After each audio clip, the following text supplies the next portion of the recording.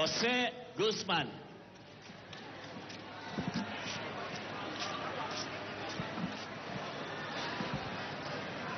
Irene Taraway.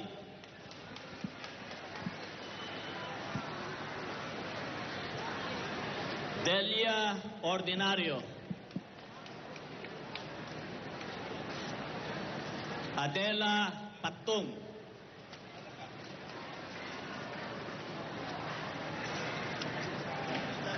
Juan Soriano.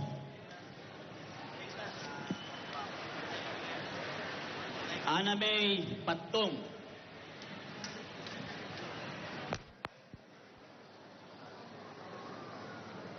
Victor Siringan.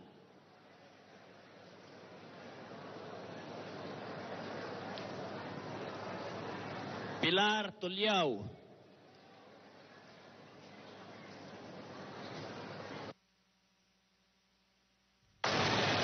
Juanito Castillo.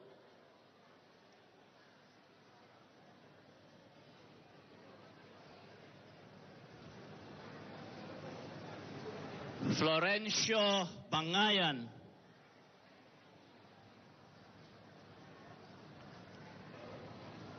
Oliver Felipe.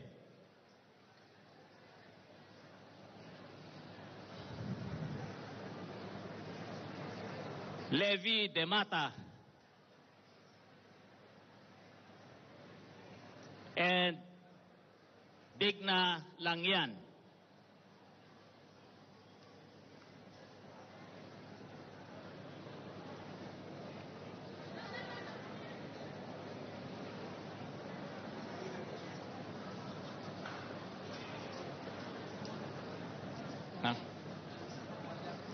Sa pagkakataong ito ay tinatawagan namin si Secretary Judy Taguiwalo ng DSWD upang ipakilala ang ating panawing pandangal.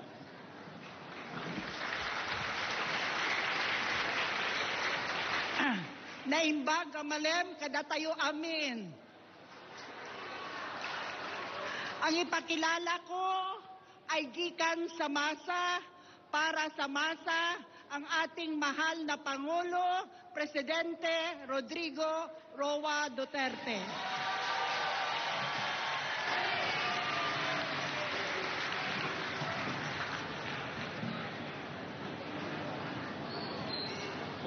Salamat po.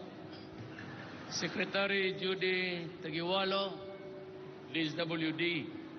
Secretary Emmanuel Piñol, Agriculture.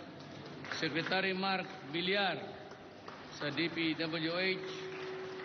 Secretary Delphine Lorenzana, Defense. Secretary Ubial, Health. Ito yung pinaka-importante sa lahat, si Secretary Ben Jokno ng Budget. Secretary Ernesto Pernia, yung sa NEDA ho ngayon. Governor Manuel Mamba, sir, thank you for receiving us. Mayor Jefferson Soriano,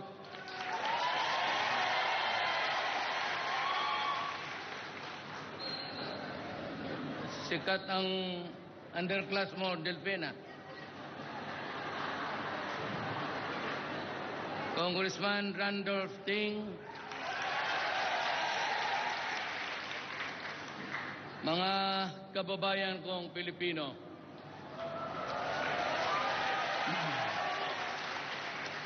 you know, if there is may isang bagay na dapat talagang pumasok sa ating conscious mind, is that noong unang panahon wala pang tao, wala masyadong disgrasya. Kasi yung tubig galing itaas, marami pang kahoy na pwedeng maging barricade ng malakas na tubig. So by the time they go down to the lowlands, disperse na sila. At sa maraming kahoy, hindi ka agad bumibilo yan ng tumatakbong 20 miles per hour. Ngayon ho, ang ating mundo, nagbago na ho.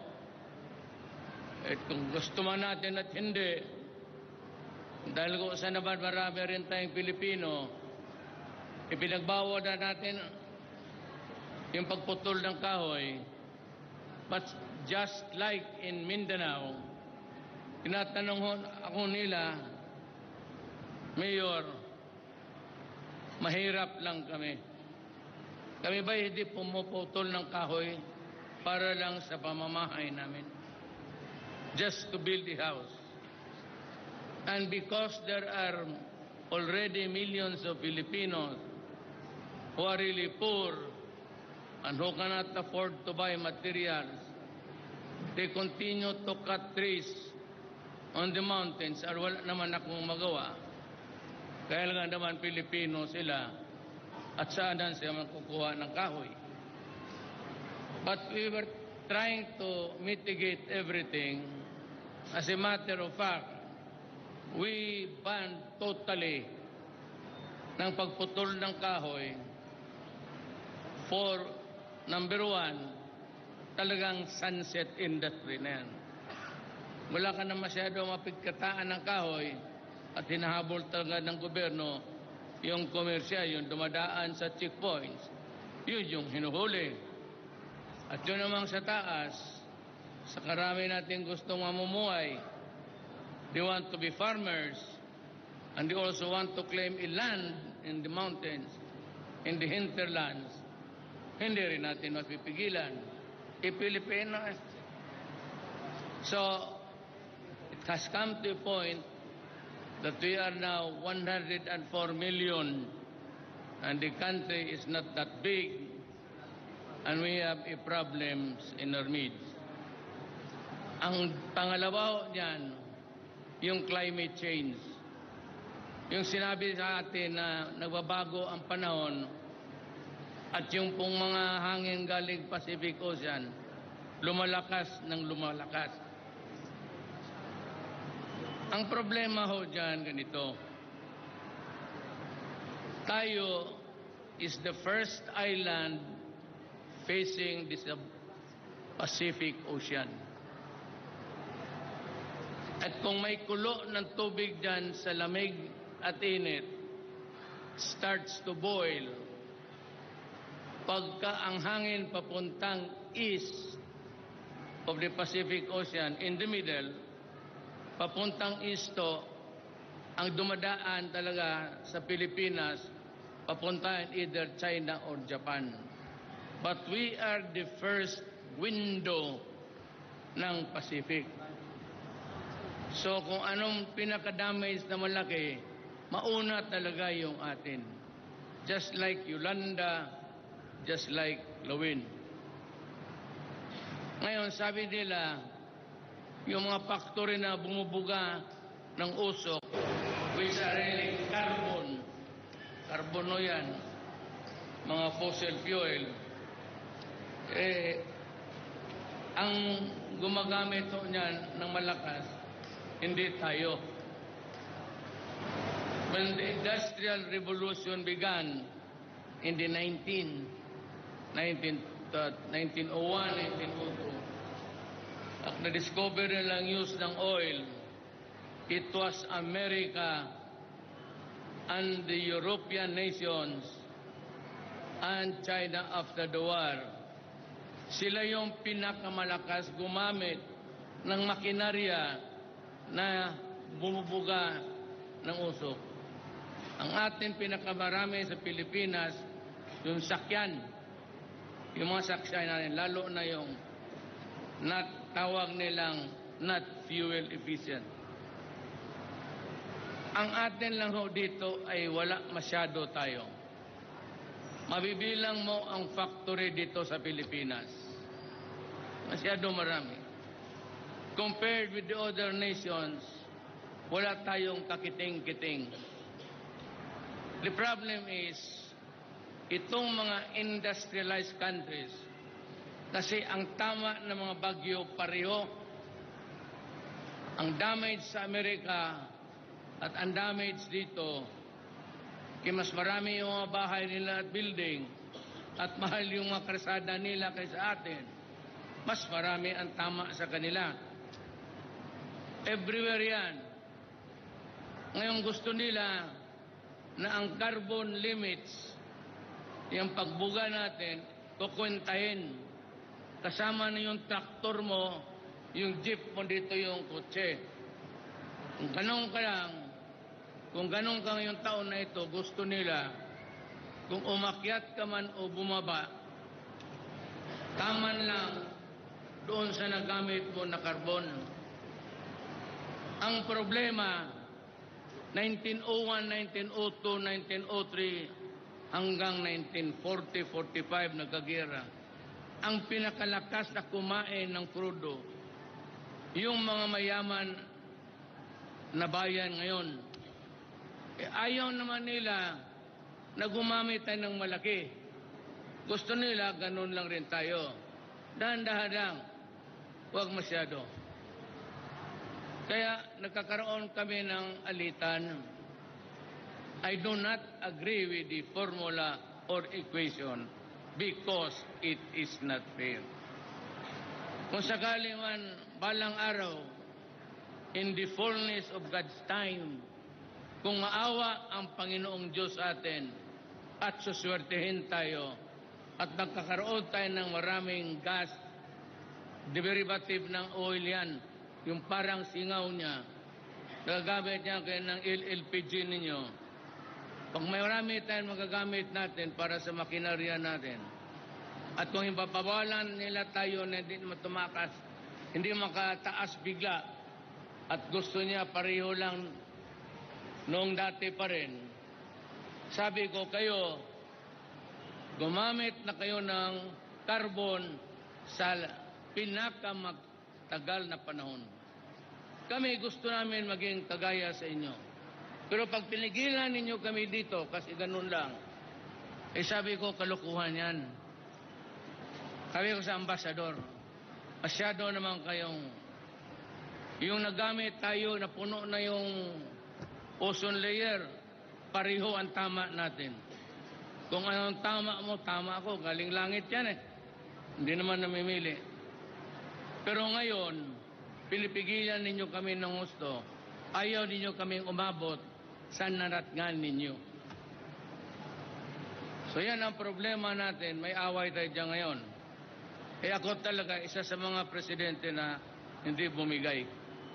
Wag ninyo akong bigyan ng problema ng gano'n.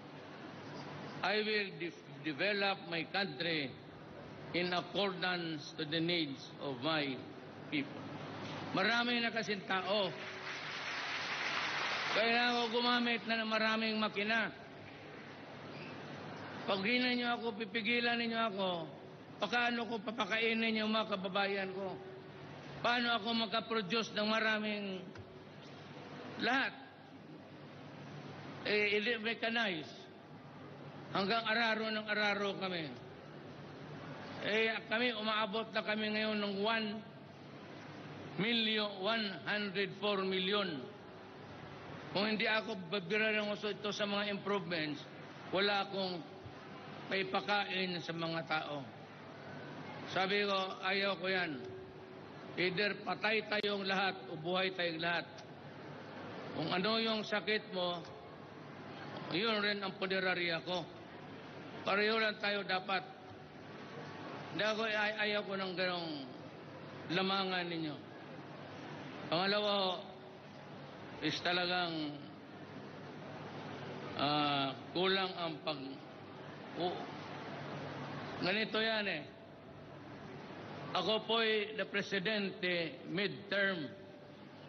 Ibig sabihin, yung budget na ginagamit ko ngayong ginagasto ko, yun yung ginawa ni Pinoy para sa taon na ito. Yung kalahati, naubos na niya. June lang ako pumasok eh. Nag-bottoms up siya. Hinulog talaga niya lahat. Yan, kampanya, bottoms up. Ang naiwan no sa akin, wala akong capital outlay. Wala na akong pera dyan mamili ng... Ang akin is maintenance na lang. hanggang matapos ang taon. Kaya yung naghulihan na ng mga adik, umabot na by the hundreds of thousands. At yung iba na mamatay, masyadong maingay naman itong Amerikano. Binibira ako ng human rights. Kasi kung nakita ko noon, mayor ako ng Davao City, binabira nila ako human rights, human rights, human rights, pati babae, babae, babae. Hindi ko malaman human rights o babae. Litong-lito ako ngayon, kaya pagkaalam ko, babae lang.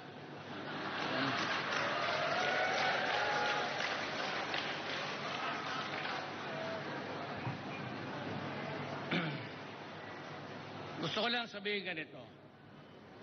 Meron tayong tulong. May pera tayo. Scraping the bottom talaga kung saan kami naghanap. Wala namang appropriation na. I cannot get the money of the defense. I cannot reduce obial sa health para kunin ko kung lalagay ko dito. Because they were intended for a specific purpose. I cannot rob Peter to pay Paul. Ika nga. Hindi ko makuha yung iba dyan, patapos gagamitin ko dito. So, ano lang tayo? Meron tayong pera kung matuloy. At kung maawa sila, maibigay nila ng kaagad. We have something about, I got from my ating gobyerno, it's almost 13 to 14 billion. I-translate mo yan, dollars yan, i-translate mo sa pesos, that would amount to something like almost 700 billion pesos. Ngayon yun yung pinangako ng China na tutulong sa atin. Ako po'y nagpunta doon, wala ko kami pinag-usapang armas. Wala ko kami pinag-usapang gira-gira o maglagay ng pinag-usapan namin kung paano tayo magtulungan. Baka we'll just wait for a few more days. Baka makabalik na tayo doon sa Scarborough Shoal, ang pangingisda ng ating mga kababayan.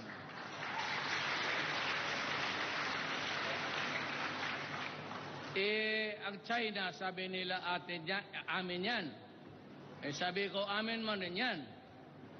Pero kung akin, kung papasok kayo uli, kayong mga Pilipino, may lagon dyan sa mga dagat. Alam mo yung lagon? Yung parang fish pan sa dagat na dagat to, puro blue, malalim, at makita mo lang may green na medyo mababaw. Those are really lagoons in the oceans, and they are the spawning ground. Diyan nanganganak yung isda. Yung isda na maliliit dyan yan, umiikot lang sa lagoon when they are not ready to go out into the ocean. Paglaki niyan, yung mga tuna ganon, alis yan. So ako na mismo ang nagsabi na kung makabalik tayo sa Scarborough Shoal bilang may-ari, sabi nila sila rin ang may-ari, ako na mas mismo magsabi, huwag kayong mangisda dyan. Yung parang pispa na nasa dagat, makikita mo green instead of blue. Blue is deep. Yung green kasi makikita mo, it's almost translucent o transparent maybe. Yun lang ang pinakausap ko para magkaroon tayo ng magandang supply. Rumarami ang Pilipino, ang pinakamamura sa ating mabili natin. About the cheapest thing that we can buy today is the marine product. So it behoves upon us to really not to gamble and destroy the spawning grounds, because then it would result in imbalance sa ating pagkain.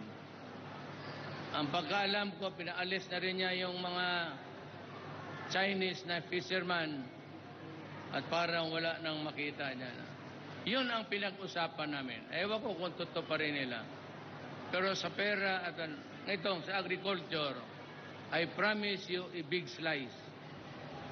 Mechanized farming, ang usapan namin pati yung importante. Alam ko kasi farming town din ang Davao, alam ko yan. Seedlings, pati abono, importante talaga. And Pinjol were perfect. I-restore namin yung financing sa agriculture. Mag-kooperatiba kayo uli. At sana naman ilagay ninyo yung mga tao because I warn you, there are a few success stories about financing. Nawawala talaga yung pera. Kaya ang aming gawin, dito tayo sa gobyerno, maglagay ako ng isang maliit na parang sari-sari store. Gobyerno yan. Yun ang magpatakbo ng inyong financing. Ayaw ko yung sa ibang tao kasi do not be offended. Huwag kayong insulto. Pero nung kagaya nung past experience natin, alam mo, sa totoo lang, isa sa pinaka-bright Pilipino, Marcos, sayang lang. Sayang lang. Nahinayang yung kanyang masagana 99, pati yung biyayang dagat, kung yun dinala ng gusto yun, okay na tayo. Sabihin. Nung humina siya, tapos kanya-kanya ng tirada, ayun, nagkaroon. Parang pattern after that. Ang gusto ko yung bangko, kasi yung land bank, which is really a bank for the land, commercial bank na ngayon, pinakamalaki. So balik kayo doon sa trabaho ninyo. Pagtayo kami dito ng mga bangkong maliit, wala na nga mataguan sa pera siguro. Pwede ninyong hold upin kasi maliliit na bangko lang yan. But dito na kayo makuha at dito ang koleksyon. But it will be a financing institutions para sa inyo. In the meantime, if I think that you cannot really carry on the burden of operating a finance, huwag kayong mainsulto. Buong Pilipinas yan.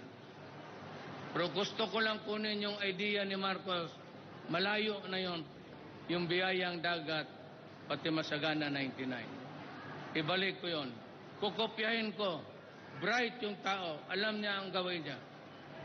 So, babalik ko yun dahan-dahan. At kami maitulong ngayon. Pag natanggap ko yung makuha ko, agriculture, ang pinakamalaki kasi sa budget, agriculture, edukasyon, agriculture, pagkain, health. Yung iba wala na.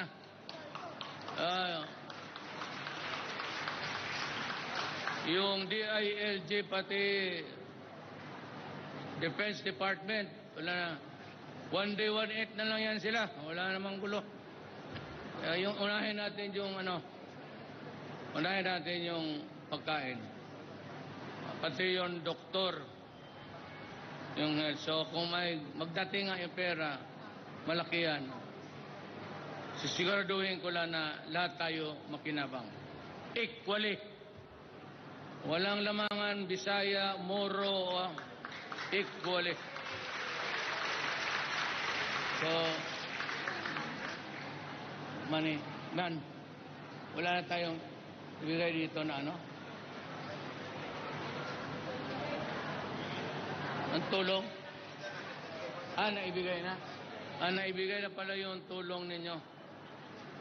Magdasal lang kayo na successful itong negotiation ko sa Japan. Hindi naman ito bigay. Yung iba soft loan. But you know, parang bigay na kasi 25 years to pay. Tagal yung panahon na yun. Magamit natin yung pera. Okay.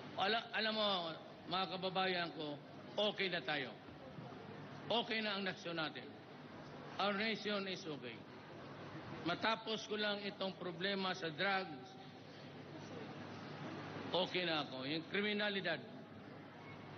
Pero itong sa drugs, hindi ito matatapos until the last drug pusher is out of the streets or the last drug lord ay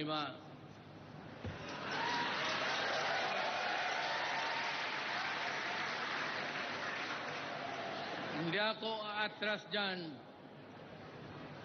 Hindi ako atras dyan kasi talagang sisirain ang bayan natin. Ay, ito ba yun?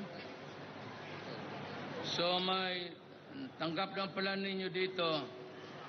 It's 32,819,410. 20,153 bags of certified rice seeds. Diyan na sa inyo. 3,500 bags of certified corn seeds. Naibigay na daw sa inyo. At 1,004 kilograms of assorted vegetable seeds. Ito yung sa local government unit of Cagayan. 1,400,000 bags of rice at 50 kilograms worth 2,240,000 pesos. Ito yung immediate assistance ninyo.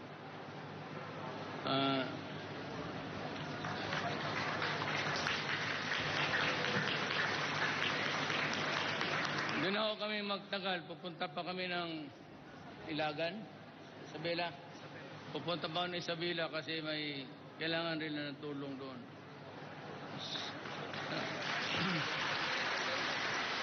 Salamat po. Maraming salamat, mahal na pinuno ng aming bayan. Sa ngalan po ng pamunuan ng Tuguegarao City, ng lalawigan ng Cagayan at ng distrito ng Cagayan, 3rd District. Lubos po ang aming tuwa sa paglaan nyo ng pagkakataon sa pagbisita sa lungsod ng Tuguegarao. Maraming salamat po.